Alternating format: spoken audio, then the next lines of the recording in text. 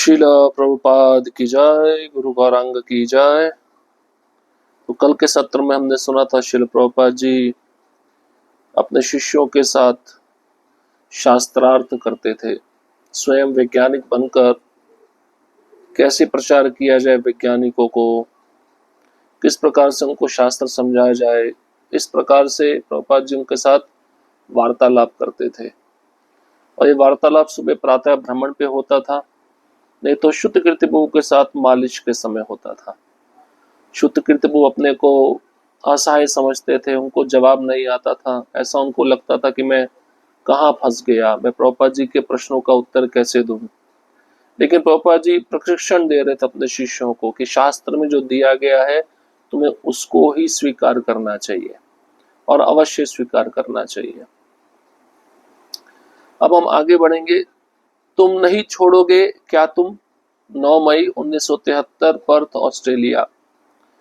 Australia में मंदिरों के भ्रमण के समय श्रील प्रभुपाद हमेशा सौर मंडल में ग्रहों की स्थिति के विषय में बोलते थे। उन्होंने खगोल शास्त्रियों तथा श्रीमद् भागवतम की गणना में अंतर का वर्णन किया। उन्होंने एक अंतर यह बताया कि वर्तमान वैज्ञानिक का कथन है कि चंद्रमा सूर्य से अधिक पृथ्वी के समीप है। उन्होंने कहा वास्तव में चंद्रमा बहुत बहुत दूर है और तथाकथित चंद्रमा के अभियान दल की पहुंच के बाहर है। प्रातःकालीन सैर पर जाते हुए श्रील प्रभुपाद वैदिक ब्रह्मांडिकी मीमांसा पर और अधिक बोले। उन्होंने सृष्टि के आकार पर और अधिक व्यापक विस्तार समझाया। उन्होंने कहा वे चंद्रमा पर नहीं गए थे। संपूर्ण व्यास 50 कोटि योजन है। 1 योजन 8 मील के बराबर है और 1 कोटि 10 करोड़ है। अतः 50 है 10 करोड़, वह है 4000 लाख मील। श्रील प्रभुपाद कार से बाहर आए और जैसे ही उद्यान में चलने लगे उन्होंने पुनः वही चर्चा शुरू कर दी। श्रील प्रभुपाद पूरे दृढ़ विश्वास से कहा चंद्रमा बहुत बहुत दूर है। उनका निर्णय गलत था। वे गलत ग्रह पर जा रहे हैं, वे केवल धोखा दे रहे हैं। मैं बारंबार कह रहा हूं कि वे चंद्रमा पर कभी नहीं गए थे, केवल झांसा पट्टी। श्रील प्रभुपाद का श्रीमद् भागवतम के शब्दों पर दृढ़ विश्वास और निश्चय मुझे बहुत सजीव कर रहा था। उन्हें किसी और शोध से सुनने की आवश्यकता नहीं थी।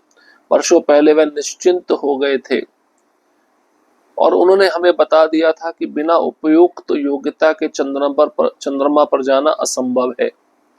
अब हमारे लिए अनुवाद करते हुए हमें परम पुरुष तथा उनके शुद्ध भक्तों से समझने का वही अवसर दे रहे हैं कि परम सत्य क्या था और निराधार कल्पना क्या थी।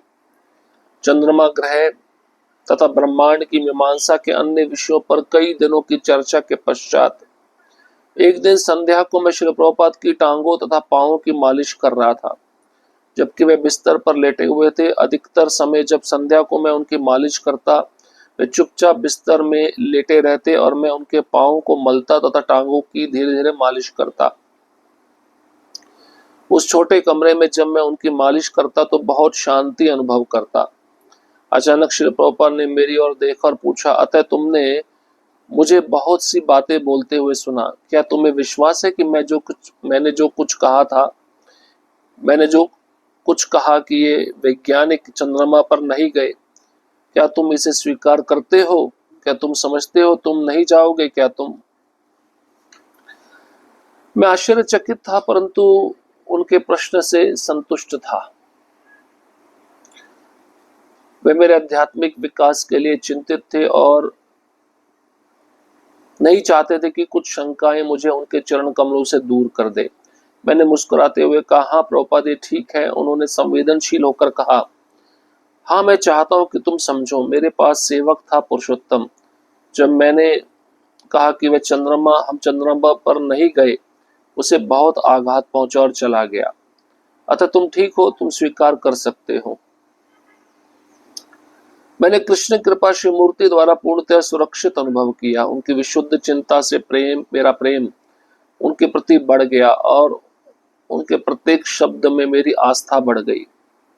जैसे मैं उनके उत्कृष्ट सुनहरी चरण कमल की मालिश कर रहा था तो मैंने उनकी ओर देखा और ये कहते हुए विश्वस्त हो गया, हाँ प्रभुपाद ये ठीक है, मुझे आप पर विश्वास है और मैं मानता हूं कि हम चंद्रमा पर नहीं गए। वे मेरी ओर मुस्कुराते हुए देखते रहे और बड़ी चैन से उन्होंने कहा, यह अच्छा है क्योंकि मैं नहीं चाहता कि तुम भी हमारे पुरुषोत्तम की तरह छोड़ जाओ। श्री प्रभुपाद, आज तक मैं ये नहीं समझ सका कि आप इस बात को लेकर इतने चिंतित क्यों हैं कि मैं शास्त्र को अपनी सत्ता मानूं। मैं आपके अनुकंपा से अंततः कुछ अधिक समझ गया हूं। आप हमेशा की तरह मुझे सुरक्षित रख रहे थे, मैं आपको छोड़कर ना जाऊं इसके लिए आप संभव प्रयास कर रहे थे। आज तक आपने निरंतर ऐसा किया है। जैसे ही मुझे इसकी अनुमति हुई कि एक अद्भुत घटना घटी, जैसे ही मैं ये लिखने के लिए तथा आपकी शक्ति एवं शुद्धता का साक्षात्कार करने के लिए ऋषिकेश के फ्लैट में बैठा तो पूरा भवन कांपने लगा, मानो वह मेरे विचारों की सहमति कर रहा हो। मैंने लिखना छोड़ दिया क्योंकि कंपकपी 1 मिनट तक रही। कमरे में वस्तुएं धीरे धीरे इधर उधर हिलने लगी जैसे ही मैंने अपनी अंतर्दृष्टि पर ध्यान केंद्रित किया। आज 8 अक्टूबर 2005 है और पता चला कि यह सिहरण पाकिस्तान में आए एक भूकंप से है। जैसे कि आपने 30 वर्ष पहले कहा था कि पूरे विश्व में विपत्तियां बढ़ रही हैं। आपने जो कुछ कहा मुझे उसमें पूर्ण विश्वास है और मुझे आपकी सुरक्षा की आवश्यकता है। आपके कथन ने मुझे होश में लाने तथा आपके निर्देशों को समझने के लिए भूकंप का रूप धारण कर लिया। शिल प्रभुपाद, आपका बहुत बहुत धन्यवाद। तो पर्थ में जब ऑस्ट्रेलिया में जब प्रभुपाद जी रह रहे थे तो सौर मंडल के कक्षाओं में बोलते थे सौर मंडल के विषय में कि पृथ्वी सूर्य से इतनी दूर है, चंद्रमा से इतनी दूर है। हमेशा प्रभुपाद जी ये कहते थे पृथ्वी चंद्रमा से बहुत बहुत दूर है और चंद्रमा पर कोई भी वैज्ञानिक अपने यान से नहीं जा सकता है। और पुरुषोत्तम प्रभु ने एक बार ऐसा सुना था कि मनुष्य कभी चंद्रमा पे नहीं जा सकता तो वह प्रभुपाद जी को छोड़कर और संस्था को छोड़कर चले गए। तो प्रभुपाद जी शास्त्र के वाक्यों को ज्यादा मान्यता प्रदान करते थे क्योंकि शास्त्र स्वयं भगवान का श्वास है, भगवान की वाणी है, इसलिए उसमें जो कुछ भी कहा गया है पूर्ण रूप से सत्य है। तो प्रभुपाद जी कहते थे वैज्ञानिक लोग हमको धोखा दे रहे हैं और धोखा देकर हमको बता रहे कि हम चंद्रमा पर गए जबकि चंद्रमा पे नहीं गए हैं। इस प्रकार से प्रभुपाद जी इन वैज्ञानिक लोगों के धारणाओं का खंडन करते थे। और फिर प्रभुपाद जी ने शुद्ध कीर्ति प्रभु को भी पूछा, जो मैंने इतना सब कुछ बताया खगोल के बारे में, सृष्टि के बारे में, तुम्हें ठीक से समझ में आया ना? तो प्रभुपाद जी जानना चाहते थे शुद्ध कीर्ति प्रभु भी पुरुषोत्तम प्रभु की तरह छोड़ के ना चला जाए। तो शुद्ध कीर्ति प्रभु कहने लगे, हाँ प्रभुपाद जी मुझे समझ में आ गया है। प्रभुपाद जी ने कहा, हाँ मैं चाहता हूं कि तुम समझो और पुरुषोत्तम प्रभु का उदाहरण दिए श्रील प्रभुपाद जी शुद्ध कीर्ति प्रभु को।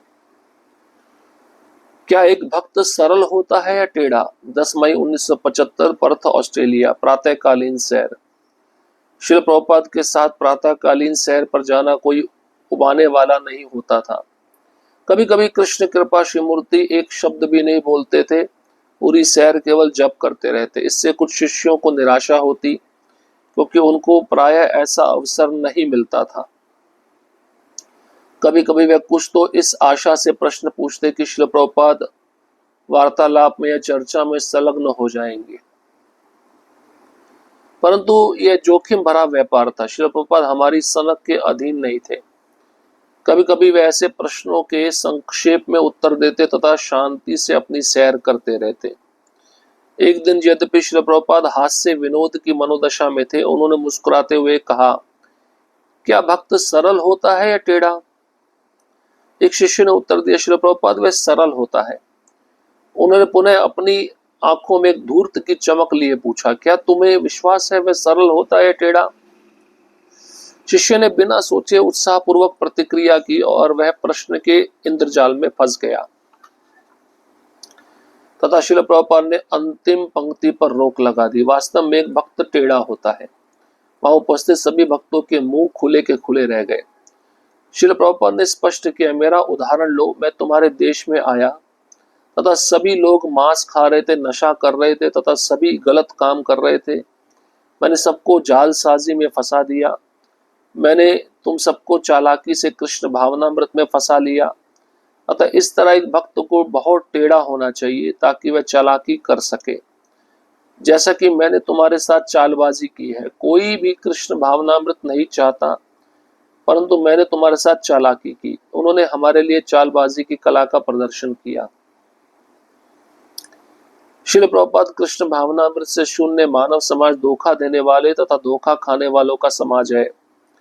लगभग सभी लोग दोनों कर रहे हैं। आपने बताया कि आपकी चालबाजी थी कि हम केवल हरे कृष्ण का जप करें। एक और जटिल बात जो आपने नहीं बताई कि हमें अपना जीवन आपको समर्पण करना होगा। आपकी सेवा में अपना जीवन अर्पण करने से बढ़कर कुछ मधुर नहीं है। जो व्यक्ति भगवान की कृपा पर पूर्णतया आश्रित होकर अपना जीवन व्यतीत करता है वह अत्यंत भाग्यशाली है। मैं पूर्णतया आपके अनुकंपा पर आश्रित हूँ। हमारे साथ चालाकी करने का धन्यवाद प्रभु जी। प्रभुपाद तो प्रभुपाद जी कभी कभार जब प्रातःकालीन सैर पर जाते थे तो कोई भी उदास नहीं होता था, ऊबता नहीं था। अब कभी कभी प्रभुपाद जी सैर पर कुछ भी शब्द नहीं बोलते थे, केवल जप करते रहते थे और इससे कुछ शिष्यों को निराशा हो जाती थी क्योंकि वे चाहते थे प्रभुपाद जी के मुख से कुछ सुनना। और कभी कभी वे कुछ तो इस आशा से प्रश्न पूछते कि प्रभुपाद जी वार्तालाप में या चर्चा में संलग्न हो जाएंगे, पर ये जो होता था ये जोखिम भरा व्यापार होता था। कौन प्रभुपाद जी को प्रश्न पूछे। और कभी कभी प्रभुपाद जी प्रश्नों के संक्षेप में उत्तर देते थे तथा शांति से अपनी सैर करते रहते थे। एक दिन प्रभुपाद जी ने हंसते हुए, प्रभुपाद जी उस दिन हास्य विनोद के मनोदशा में थे, मुस्कुराते हुए प्रभुपाद जी ने पूछा, भक्त सीधा होता है टेढ़ा? तो शिष्य ने उत्तर दिया, प्रभुपाद जी भक्त सीधा होता है। प्रभुपाद जी क्या तुम्हें विश्वास है कि वह सीधा होता है टेढ़ा? अब शिष्य प्रभुपाद जी के बताए हुए प्रश्न के जाल में फंस गया। प्रभुपाद जी ने अंतिम पंक्ति पर रोक लगा दी और कहा, भक्त टेढ़ा होता है। जितने भी शिष्य वहां पे थे सबने जब ये उत्तर सुना तो सबके मुंह खुले के खुले रह गए। अब प्रभुपाद उदाहरण देके समझा रहे हैं, जैसे मेरा ही उदाहरण लो। मैं तुम्हारे देश में आया, तुम लोग मांस खाते थे, तुम लोग नशा करते थे, गलत काम करते थे। मैंने तुमको कृष्ण की जालसाजी में फंसा दिया, तुमको चालाकी से कृष्ण भावनामृत में ले आया। इस तरह भक्त टेढ़ा होता है ताकि वह चालाकी कर सके। मैंने तुम्हारे साथ चालाकी की, चालबाजी की। शुद्धकृत वो कहते हैं कि समाज धोखा देने वालों और धोखा खाने वालों से भरा हुआ है। दोनों प्रकार के लोग यही कार्य कर रहे हैं। आपने बताया कि आपने चालबाजी की और हमें कृष्ण भक्ति में लगा दिया। एक और जटिल बात जो आपने नहीं बताई, और आपने हमें कहा कि अपना जीवन कृष्ण को समर्पित करो, और आपकी सेवा में अपना जीवन अर्पण करने से बढ़कर कुछ मधुर नहीं है प्रभुपाद जी। और जो व्यक्ति भगवान की कृपा पर पूरी तरह आश्रित रहकर अपना जीवन बिताता है उससे अत्यंत भाग्यशाली व्यक्ति और कोई नहीं है। मैं तो पूरी तरह आपकी कृपा पर आश्रित हूँ। आपने हमें चालाकी प्रदान की, हमारे साथ चालाकी करने का धन्यवाद प्रभुपाद जी। ये चालाकी करना अच्छा है। चालाकी से अगर कोई किसी को भक्ति में ले आए और कृष्ण के जाल में फंसा दे, चालाकी अच्छी है। ये आध्यात्मिक चालाकी है, इसको धोखा नहीं कहा जाएगा। ये चालाकी तो उस व्यक्ति का हित करेगी। संसार में लोग चालाक बनकर दूसरों को धोखा देते हैं, वो चालाकी अच्छी नहीं है। हरे कृष्ण कृष्ण कृष्ण हरे हरे, हरे राम राम राम हरे हरे। श्रील प्रभुपाद की जय, गुरु गौरांग की जय।